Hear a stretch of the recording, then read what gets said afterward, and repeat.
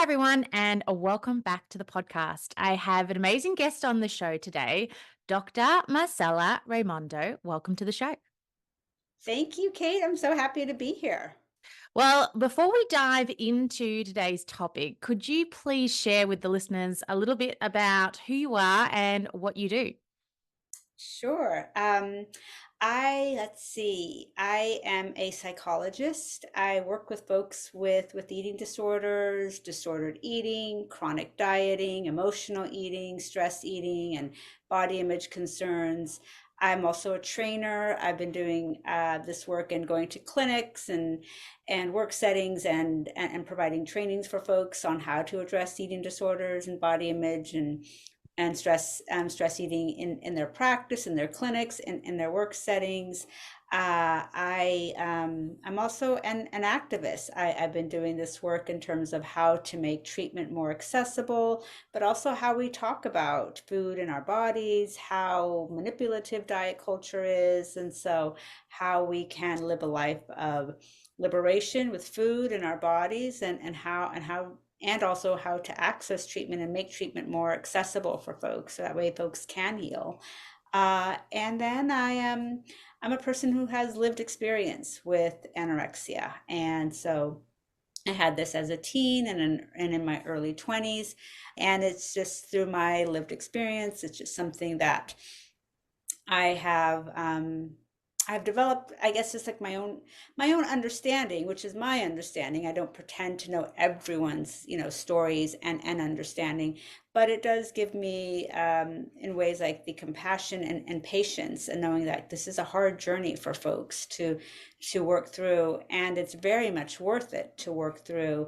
And because I have worked through it, and come to a place to where I am, I absolutely want this for everybody. And so the fact that some folks can't access treatment or treatment's not affordable is heartbreaking and also very upsetting to me, because I couldn't imagine like not being able to access it. I couldn't imagine having to struggle and suffer so much. Mm. And speaking about the access, because that's something I'm curious about, how accessible is it? Is it easily accessible to get treatment for eating disorders, or is it hard to get into a treatment center, or is it just general? You just generally go to the hospital?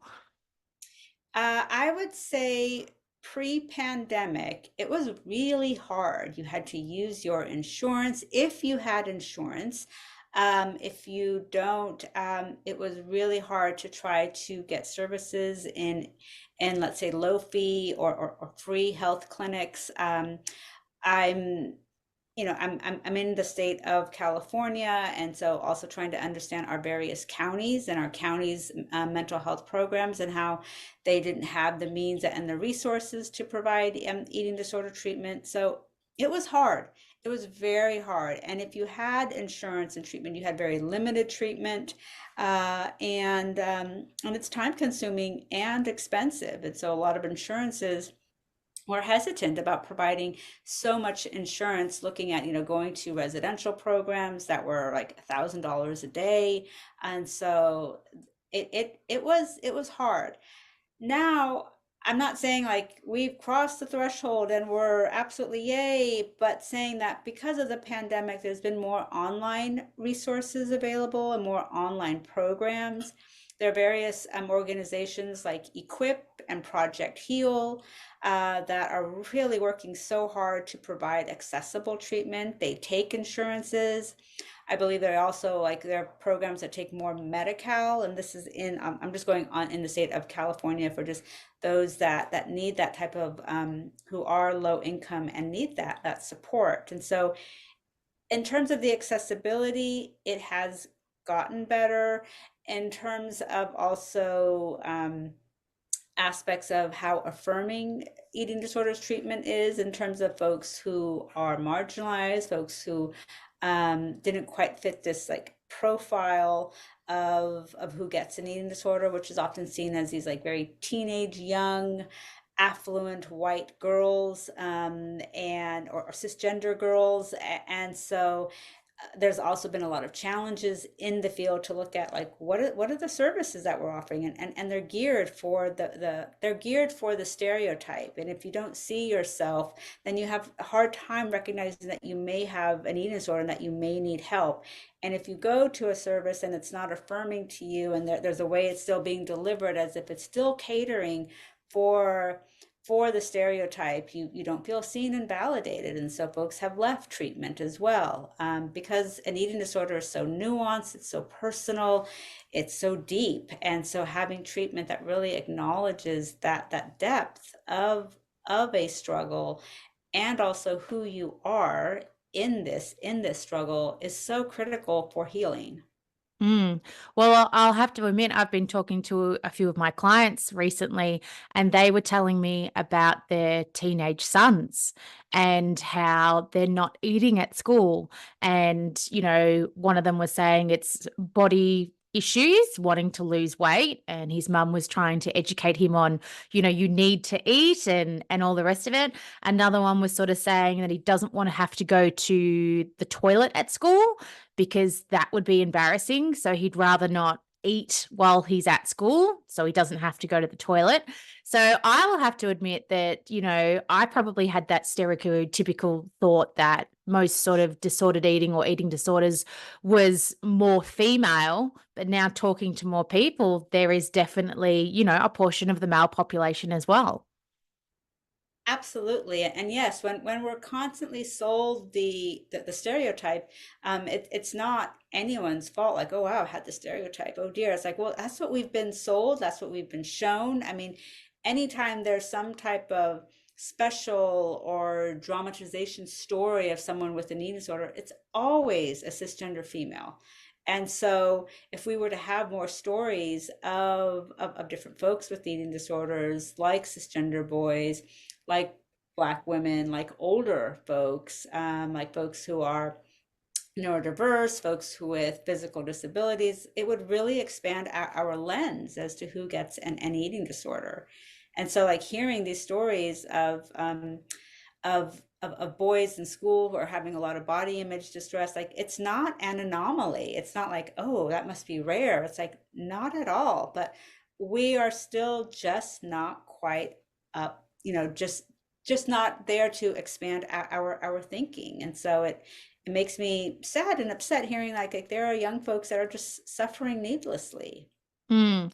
And how do you think, we obviously know that diet culture has affected, the rates of eating disorders, but now more than ever, I think with social media and, all of these things that, young kids have access to, how do you think they are sort of shaping people's beliefs around food and healthy eating and, potentially body image as well?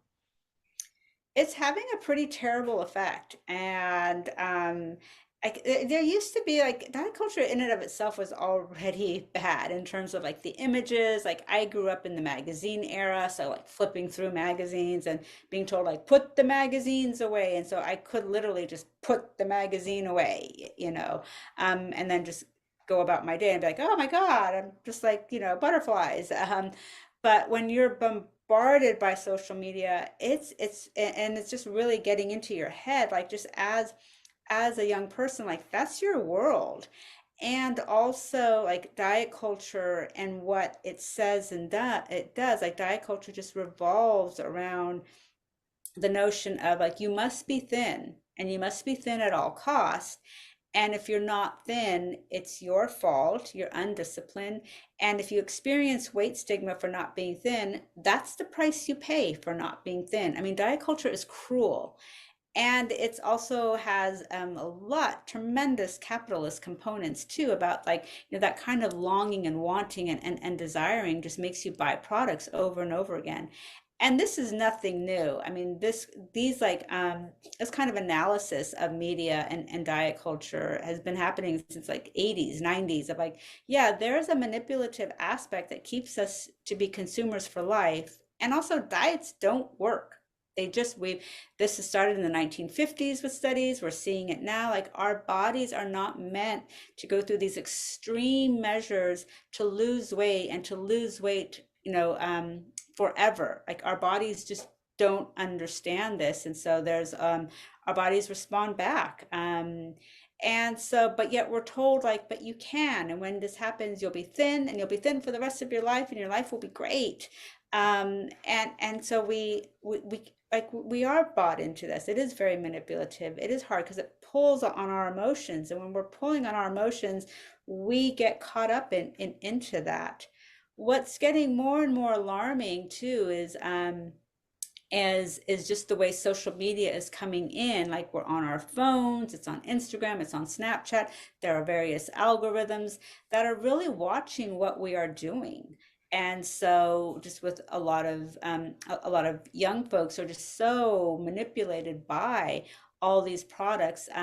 There's various studies. There's a Kids for Fair Safe, I can't get the name of the act right, but it is really looking at the at what is happening with kids and social media, and how there's profit to be made from Meta, and Meta is making millions and millions of dollars in terms of how it is sponsoring, selling, just eating disorders, or just content and products that really create and promote eating disorders. I mean, one example I'll just give, and this is kind of like a stereotypical, but like when someone announces they're engaged and they put it on social media, you're excited. You might take a picture of you and your partner like together sharing a kiss, or being like, I said yes, kind of thing. And of course of course share that. But what Meta and social media does is it takes that, like, aha, emotional, this event, the wedding's coming up. So then you start to get messages around weight loss products. That's And it.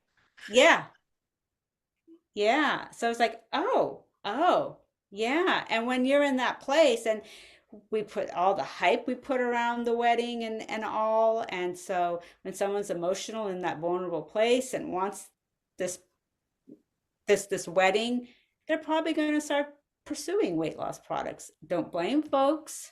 Um, but that kind of underhanded, watchful, oh, this is what you announce, and there's an algorithm set up to probably like engage or this or that. So that way, when you write that down, you will get advertising on your social media. Yeah, and I think that's something that people probably don't think about very often. It's just like, oh, there's another ad. They haven't thought about how the algorithm tracks what they're doing and viewing and writing, and then everything is tailored around that to be able to advertise to you. But I do want to mention too, just recently with all the sort of movie award ceremonies and music award ceremonies that have been happening, I saw one of the celebrities, or a couple of them actually, putting up photos of them getting into corsets and how tight they were getting their corsets pulled up. And to me, that was really shocking, because I was like, have we not progressed from, corsets were worn in the, 1800s or whatever, and we saw the damage that they can do, not just to our, own body image, but our organs, our internal systems. And here we are with celebrities again putting up photos saying, oh, look how tiny my waist is, getting into these corsets, and probably maybe not thinking about how this is affecting, again, women in general that are looking to look like these people and their own body images. Right. And I didn't know that because I mean I did watch the Oscars, but I didn't see some of like the pre-Oscar shows, but I can imagine, yeah, wow, that must have happened. I do remember seeing stars like folks walking in and seeing these very tight dresses and like and bodies in them, like, okay. And I could also, and I'm not blaming the actors and actresses at all, because I'm also like imagining, what if one of these I'll just say actresses, and I'll just use it like she, decided like, I don't want to wear a corset. God, that I'm going to be miserable. I won't be able to eat or drink. And God, can you imagine going to the bathroom in this? I have to undo. I'm going to be uncomfortable all night. Why don't I just wear a dress and just let my body be my body? I couldn't imagine the kind of scrutiny this person might get, the kind of zeroing and circling her stomach, the kind of really nasty comments. And I could imagine that her marketability and being able to get a next movie role. So I'm hearing this. I'm like, God, and your question is so fair. Like, haven't we not like moved on from this? And it's like clearly not. That they're like Hollywood and other places are still money making, capitalist, kind of misogynistic places. And particularly, I'm thinking for women, still having to maintain a certain kind of body and youthfulness in order to get a role in a movie. I mean, it's just, it continues to be really upsetting. Well, it'd be a lot of pressure too. But then, Right. we've got both ends, and in the sense that we've got the actors and the actresses having to maintain, it might be a certain weight or a certain look to get certain roles and maybe land, advertising deals and things. And then we've got the public that are looking towards these people who are then, emulating what they're doing because they can see that that brings success, or it potentially looks like joy and happiness and status. And so, how do we then create a healthy body image that may not be directly related back to all these images we're viewing all the time? Right. Well, first, I mean, um, like folks are using social media in their own way now. So folks are, there are plenty of incredible activists who are like, I'm going to use this platform to put my body out there. I'm going to I'm going to use this platform to say like, this is who I am. I'm going to take pictures of myself enjoying myself, and it I feel like body image is one of these things that healing and body image happens in a collective. I run various body image groups at my work, and I have this rule of like, I need a group of people in order to run the group, because it's not about me saying feel better, feel better, feel better. It's about the group saying, how do we support each other? How do we listen to each other's stories? And how do we encourage each other to kind of take back your body in a way? And so I truly believe in that kind of collective, and that kind of it's scary, and I wouldn't ever want someone to put themselves out there and be subject to cruelty. So it's just like, how do we move as a collective to be inclusive of all bodies, particularly bodies that are often invisibilized. And so folks who are in large bodies, folks who have physical disabilities, folks who are um, folks, BIPOC folks, and so just like folks that we're not seeing, like those folks need to be centered more. And also, in a world of body image where we're trying to center folks that we don't see often, how do we also, which makes me very upsetting to say, but I have to, is like, how do we also protect folks that we want to center so that they don't have to receive the backlash? Because there is going to be a gnarly backlash. So I don't want to create yet. As I'm talking, I just feel this kind of like opposition happening. And I feel like our world is in a pretty oppositional place right now, as we're all experiencing and seeing with so much violence. So I don't want to create yet another opposition with body image. So it's just like, how do we just embrace that so that our bodies can be bodies, and we can relax together, we can enjoy ourselves together, we can do things that we want to do with our bodies.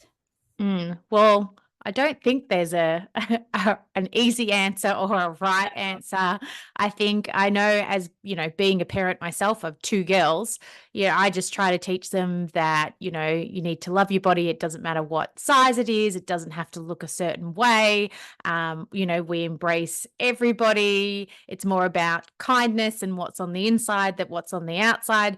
So I think, trying to reinforce those messages with your own children, be really accepting. And I'm also very conscious of what I say, about my appearance and that when I'm around my kids, not to be, overcritical, having had disorder eating when myself growing up as a dancer and, coming through the other side of that, it is something that I'm always, in the back of my mind, just thinking about trying to create more of that positivity around our bodies rather than focusing on anything that may be negative. Even if, sometimes you put on a dress and in your head you're like, huh, that doesn't look very good. It doesn't sit right. I don't feel, good in this dress sort of thing. It's not something that I'm going to voice. And then I have to constantly even just work on myself saying, no, we just need to be, positive about it. It's not your body. It's just this dress doesn't suit your body. So I think it's a work in progress for everybody. But if we can try to reinforce some of those positive messages with, our kids, that can definitely help as they're growing up as well. Absolutely, absolutely. And also, I've been working with folks and they have this separation of like, well, my body's this thing, but I'm a nice person. And I want to say, like, you're a nice person and your body's also a wonderful thing. And you and your body are connected. So I love what we're trying to like raise our kids in a body positive saying environment and world in terms of like think about the impact you have on people, your kindness, your generosity, how you speak and hold your truth. And like, what do you like to do in your body? Do you want to dance? Do you want to play a sport? Do you want to do martial arts? Or do you want to take a walk and feel the pond, feel water running through your feet? I also, it's also like keep kids connected to their bodies. And then that reminder, like, you are your body.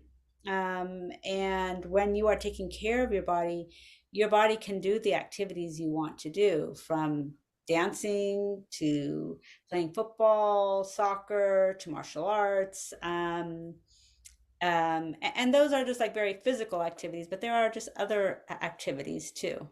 Mm. So, Well, I definitely know, with my girls, encouraging them to, take up the activities that make them feel good, it lights up their sort of joy from within. Like you said, whether or not that's a sport or a music or whatever. But I think fostering that connection to your body so that you can listen to its signals, and those signals may be, hunger signals. They may be, oh, this is feeling a bit sore. There's lots of different signals our bodies can give us. yeah, And the more we're in tune with it, I think then the more that when we're presented with, you know, situations where, we might not feel like we fit in, then it's easier to be okay in those situations because we are more connected to ourselves. right. Now, when it comes to, there may be people listening in that have a loved one that maybe they think maybe just battling a little bit with, their nutrition intake. They might see that they're maybe restricting their eating or they're constantly talking about wanting to lose weight. What advice do you have for them if they're, trying to support maybe, their daughter or their son or their niece or their nephew, and they can start to see some of these traits coming through, but they're just not sure how to approach the situation or if they should even say anything or do anything? Yeah, that's a really good question. And it comes up and folks often share like, I didn't know what to say. I didn't know what to do. And that's real, because it's hard. I think food is a very touchy topic, and so thinking about how do we intervene? How do we kind of like know like what is happening?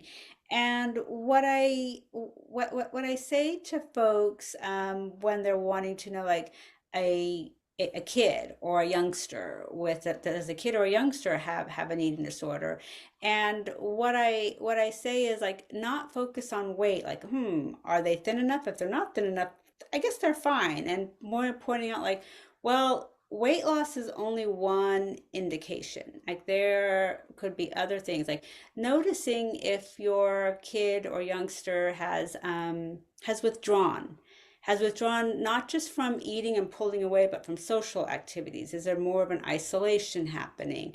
And so that would be an important time to say, what's happening? I notice you're pulling away. Does something feel unsafe? Did something happen to you?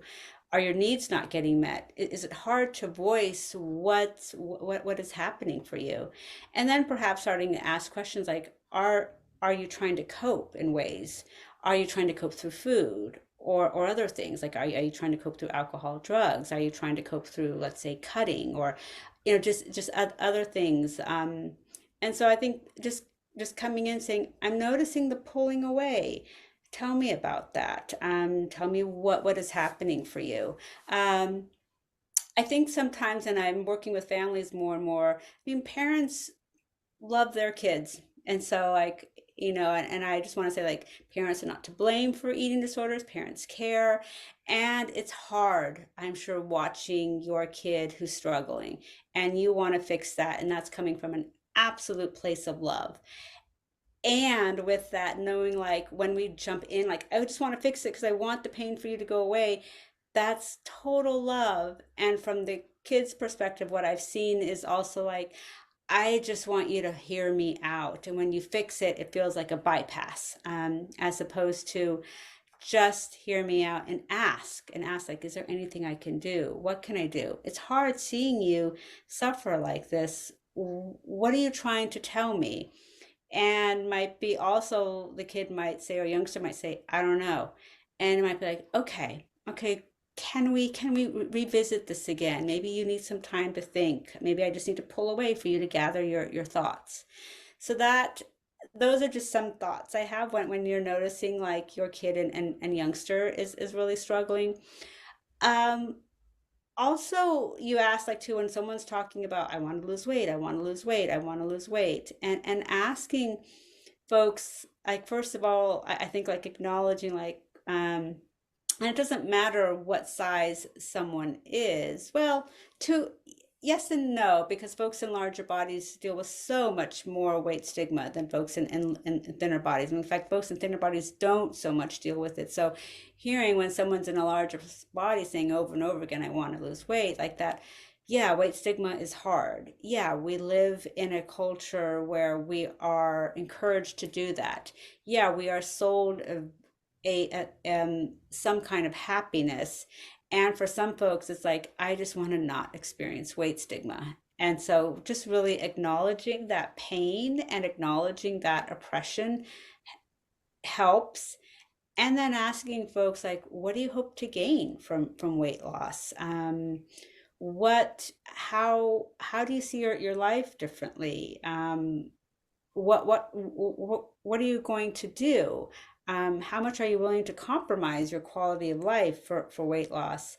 How much are you willing to compromise it for an end result that doesn't really work? Even though we're sold that it works, it doesn't. So are you willing to do all of this for a temporary weight loss? Because it is temporary. Mm. And and and asking, and folks might share like I want these things, like and folks often share like I want opportunities. I want to be connected. I want to meet people. And so they talk about aspects around belonging. I'm like, yeah, of course you want those things, and weight stigma will pull that away from you. But what weight loss gives you is not belonging, but it gives you fitting in.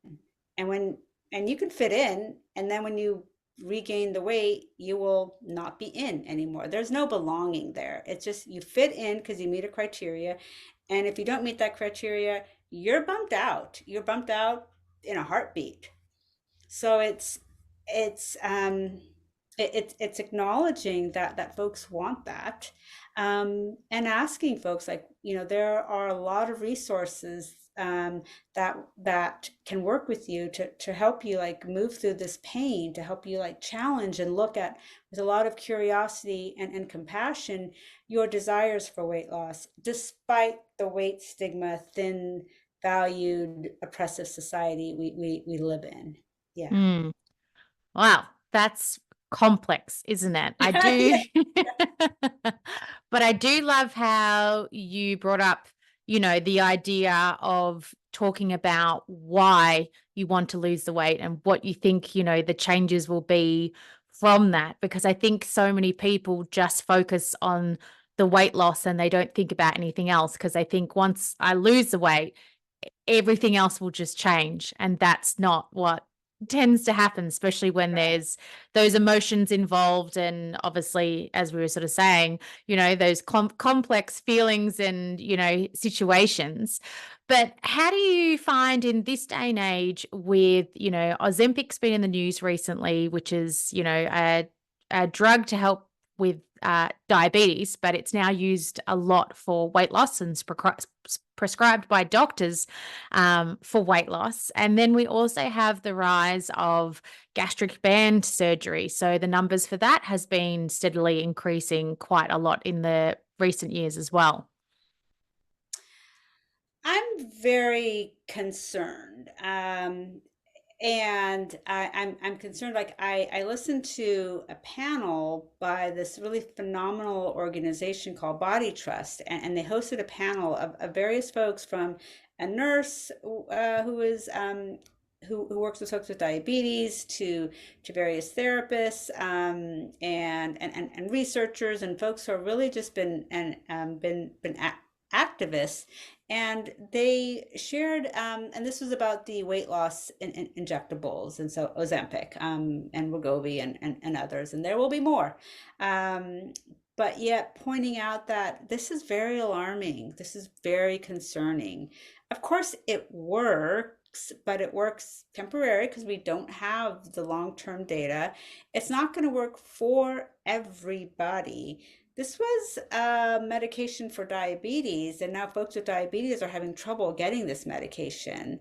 Um, we're given this medication for diabetes in an amount that's like doubled or tripled, and so you're given an extreme amount, not just the amount that a person with diabetes would take, but an over amount for weight loss. And there's been numerous side effects pointed out, like, and not just side effects of like, oh, I have a headache, but side effects that are pretty harsh and very damaging to the body, involving a lot of organs, a lot of involving a lot of body systems, and so it's alarming. It's quite alarming. It's alarming that doctors are prescribing this without knowing, like, but you know more than I do what's happening to the body for about this. I also work with various doctors who are not happy with this and are actually quite concerned about this. So I'm not getting the split in this field about why some doctors are okay with it, some are not. And yet we have patients who are in large bodies saying, I want to lose weight. So that is also hard. So like on one end, from where I'm sitting and seeing that the safety end, I'm really concerned. And then hearing from, I'll call it a patient who has been in a large body saying, I I want this. This seems like it will work. I've tried numerous things. It hasn't worked. With gastric bypass surgery, I mean, we are getting more longer term data and pointing out that it's not as successful as we think it is, and so folks can gain the weight back. They would have to kind of maintain this very rigid small diet for the rest of their lives, and it has an impact on their organs and other parts of of their body. So there's a lot of very extreme medical procedures and measures done for weight loss, and it's dangerous. Mm. So.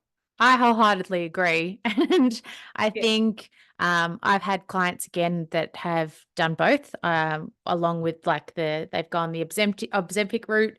And then I've had clients that have had gastric bypass surgery. And what I will say is sort of a little bit like what we were talking before.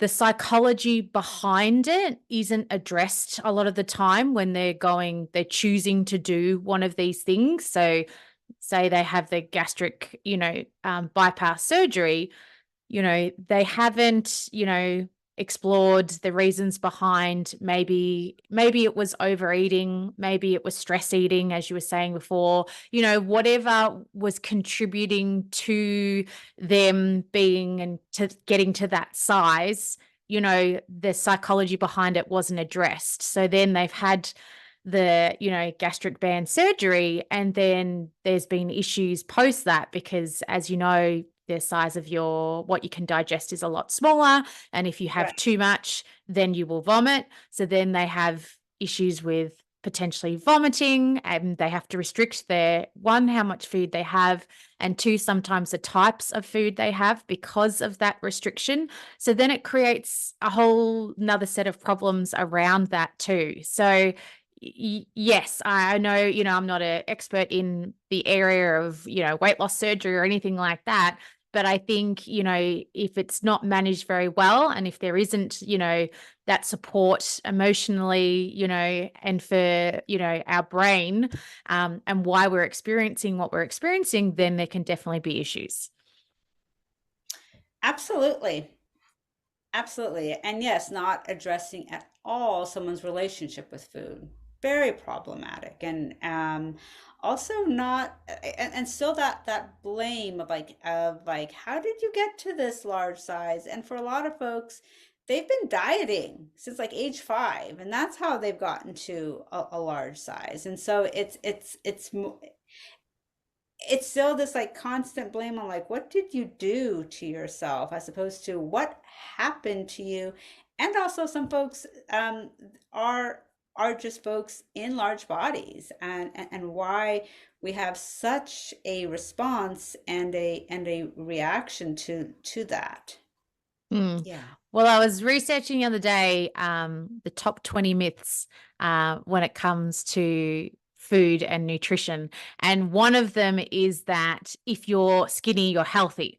That's one of the things that people tend to Right. believe, that if you're skinny, then you'll be healthy. And it's definitely not true at all, because you can be thin and not eating, a very nutritious diet. You might be eating, a lot of processed foods, but, not a lot of, whole foods with vitamins and minerals. So you can still experience, nutritional deficiencies, energy deficiencies, even though you are thin.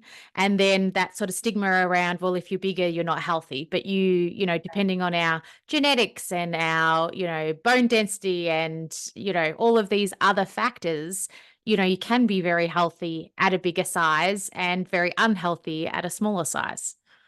Yes. And often folks at smaller sizes, you can see like one is like folks who, let's say, aren't aren't making choices around food that are nourishing, and we can say that. And you're also seeing folks who are in a smaller size, like kind of dieting their entire life to keep that smaller size, and they often die. Because it's just that constant dieting, that constant deprivation. It means like your organs and your body are kind of operating subpar. But we're seeing like, but you're thin, so you're all, good for you, and oh wow, you're so disciplined. But that is just constant, this kind of like semi-starvation mode that a thin person could possibly be putting their bodies through, but promoting like, but I'm thin, so I'm healthy. Like, yeah, um, folks could die, and also like that kind of quality of life of being that kind of hyper vigilant around food, like it begs the question, like, is this fun? Yeah. And it would be Yeah. stressful and draining Right. constantly. Right. And I have to touch on, in the last few years, there's been a rise in intermittent fasting being a big thing. Have you found that that's influenced any of the patients that you're seeing, and have people changed, and potentially developed, a poorer relationship with food and their body image because they've decided to, try fasting or jump on the fasting bandwagon, Right. so to speak? You know, all these diets like intermittent fasting, keto, uh, name something else. Like these are all like recycled diets. Like there's some version of it probably in the 70s, 80s. We've just given it a new name. So, we've been to the rodeo and back like with all these diets. What I what I note about the diets is like first of all, it's just another gimmick. It's just another way for folks to kind of like move in one direction towards weight loss. I mean, they have this centering around health and feeling good, but really it is about weight loss. I mean, I actually wrote a piece about this, and I just went to the supermarket because there's still magazines out there, and they were all focused on intermittent fasting, keto, this, that, and that, and that, and that. And so I took a whole bunch of pictures of them, and the tagline was always not about feel good. This is like great for your heart. It was always like, I dropped weight, I dropped weight, I dropped weight, I dropped weight, I dropped weight. So there's just not, it's not about health. It's not about nourishment. It's not about your body and your organs doing great. It is about weight loss. And so just with that, and also just it creates like a certain amount of rigidity in terms of I won't eat carbs. Now it's carbs. 20 years ago it was fat. Fat was bad, fat was bad, fat was bad, fat was bad. Now we put butter in our coffee. So it's just like, how have things changed so much? And that kind of with intermittent fasting or with other diets, it just again just sets up this rigidity, sets up this pattern eating. Folks will lose weight, sure, but I'm not sure how much you can keep the weight off. I and also I asked like if you want to experiment with food, absolutely. I think it is important to experiment with food. Our bodies age, we respond differently to food. I mean, I like for instance, I can't have any animal dairy anymore. So it's important for me to experiment and be like, okay, what else can I eat? But knowing like, yeah, my body responds differently to food now and to various foods. So I say like be curious, experiment, but also like have flexibility. That there also has to be joy in food, and we can't demonize food and label foods into good or bad or healthy, not healthy, because all foods have a place. If you're absolutely so concerned about processed foods and there needs to be more vegetables, I'm like, great. Then what can we do to make produce more accessible for everybody? Mm. Well, I think that's a whole Yeah, that's another a whole topic, other food justice. Yeah, isn't you need to it? bring in Like, yes, on food justice. Yes, yeah, and I would love to, because I think that is another area that really needs to be absolutely, addressed. absolutely. There's great stats. Lots of studies have been done to show, areas that lower socioeconomic areas have poorer access to fresh food. And it's there around the world. It's not just isolated to one country Right, either. absolutely. Again, I don't think we can fix that straight away, but having more conversations about it is important. Absolutely. Yeah. And as you can see, like food is such a nuanced topic and touches on so many arenas, and the fact that it's politicized the way it is also upsetting because I'm like, we have a right to food, and we have a right to good, nourishing food, and we have a right to food that is good for our bodies and is enjoyable. Like that's a right that every single human being on this planet has. Yeah. I wholeheartedly agree. Now, before we wrap up our conversation, if, Yeah. people listening in could go off and instigate just one thing straight away from this conversation, what would you suggest? I would suggest, like, what do you tell yourself about food and your eating? And think of like three things that you tell yourself. Write them down and say it out loud, and see, like, what comes up for you, and how could you, like, more on like your food rules, if and how you eat, and what you tell yourself about eating. And no, like, say it out loud and be like, huh, what comes up for you on that, and be incredibly curious with that, and be incredibly compassionate towards yourself with that. Because if you're like, oh my God, I do this, I can't believe I do this, it's like, it's not your fault. It's absolutely not your fault. And so just being very patient, very curious, very, very, very, very compassionate, so that way we can start to bring in more food liberation. And I think when we start with that and start like, yeah, I want, and I deserve that kind of liberation, it will carry on to others. And so topics like food justice will get interwoven with that kind of liberation. Well, and I think, as you said, like, I'm an advocate for, food liberation and passionate about food. So, I shop at the local farmers market or, go to the market to try to support local where Absolutely. possible, and, just going last week to the market, some of the prices at the market are cheaper than the supermarket. So sometimes it's just exploring those. And then if you find that out, then you can tell somebody else. So, that may open up their world to exploring somewhere else, trying new things, getting different fruit and veg or whatever it may be. So I think the Right. more that we can talk about food and our experiences with food, the more that we can share with others and obviously help other people as well. I love it. That's great. Now, where can our listeners reach out and connect with you? I am on Instagram, I'm on Facebook, I'm on LinkedIn, with my name, Marcella Raimondo. On Instagram, I'm at Dr. Marcella Raimondo. You can find information for me on my website, www.marcellaedtraining.com. And you can subscribe to my newsletter. I also run trainings for professionals.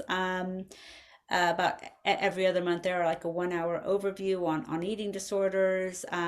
Also, if you're like, wow, I really want to explore my relationship with food, I am a psychologist. I am licensed in the state of California, and so if that's you and you're like, I'd like to give this a shot, I would love to work with you. Amazing. Well, I'll link all those links up in the show notes too, so listeners can head there and check them out. But thank you so much for coming on the podcast today. I think this is a really important topic that probably doesn't get enough, attention and airtime. And I think, listeners listening in, we all know someone or maybe ourselves have experienced even just times in our life where we've had difficult relationships with our body and food and, diet culture. So thanks for coming on and sharing such fantastic information. Oh, thank you, Kate. Thank you for having me. This is great.